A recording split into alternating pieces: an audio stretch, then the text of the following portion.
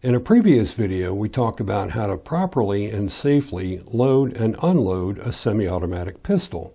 Today, we're going to cover how to properly load and unload a revolver. So as always, we're going to make sure that this firearm is safe.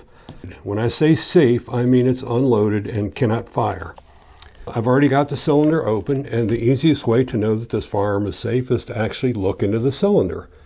If you see no bullets in here, no cartridges, then the firearm is safe.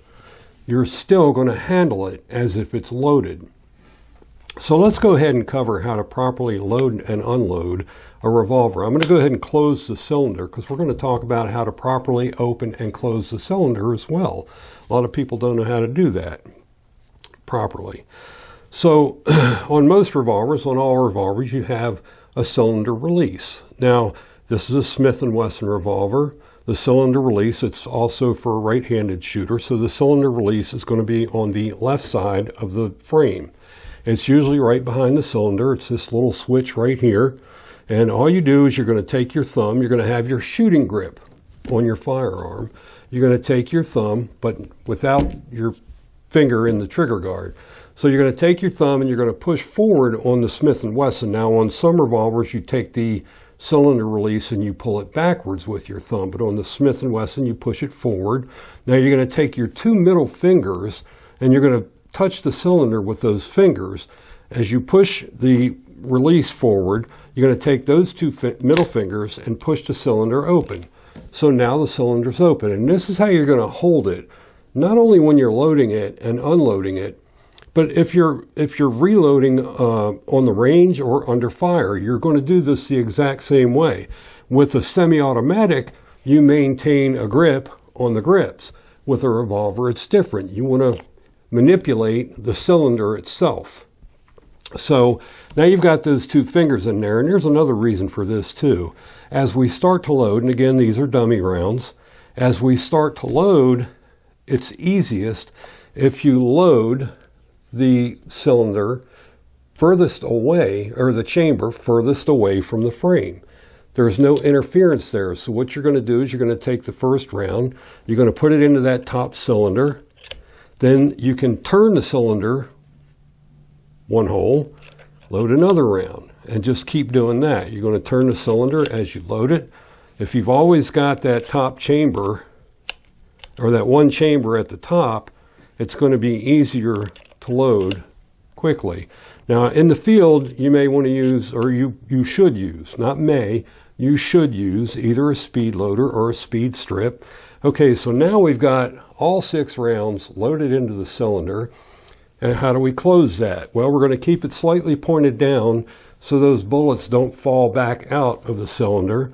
And then we're just going to take these fingers out, take our thumb. You can hold the cylinder as you push it back in till it clicks. Now, go ahead and try to give it a turn, make sure it's actually locked into place. So now this firearm is fully loaded and ready to go. Now, how do we properly unload it? Of course, if we're going to keep it loaded, we're going to holster it and make sure it's where no one else can get a hold of it, because who's responsible for that firearm? You. So anyway, now we're going to go ahead and unload it. So we're going to do the same thing. We're going to maintain a grip on it. We're going to take the left hand, or the non-shooting hand, put our two middle fingers against the side of the cylinder, push the release forward, pop that cylinder open, and now we've got the rounds here. Now, in a field drill where you're on the range or actually in a self-defense situation, you're not going to catch these rounds. But when you're at home just loading or unloading your revolver, you don't want these things bouncing around. We've covered that before. So you're just going to put one hand under it, tip it back. If any of them get kind of stuck, you can go ahead, push the plunger down, and get those rounds out of there. So now your revolver is safe and unloaded. Well, real quickly, I do have a speed loader here, so I'm going to show you how easy that is. First of all, I need to put a couple more rounds in it. I only have so many dummy rounds. So I've got 4 in it now. This locks the cartridges into the speed loader. So we're going to unlock that with it pointed up so the bullets don't fall out. I'm going to go ahead and drop 2 more rounds in here. Then I'm going to twist this lock to lock the rounds in. So now you can see the rounds are in, and normally you would carry a speed loader either in your pocket or on your belt in a speed loader holster.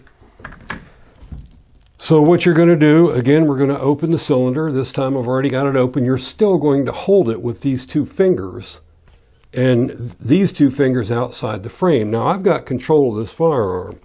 So what we're going to do is we're going to keep it pointed down, keep the firearm pointed down.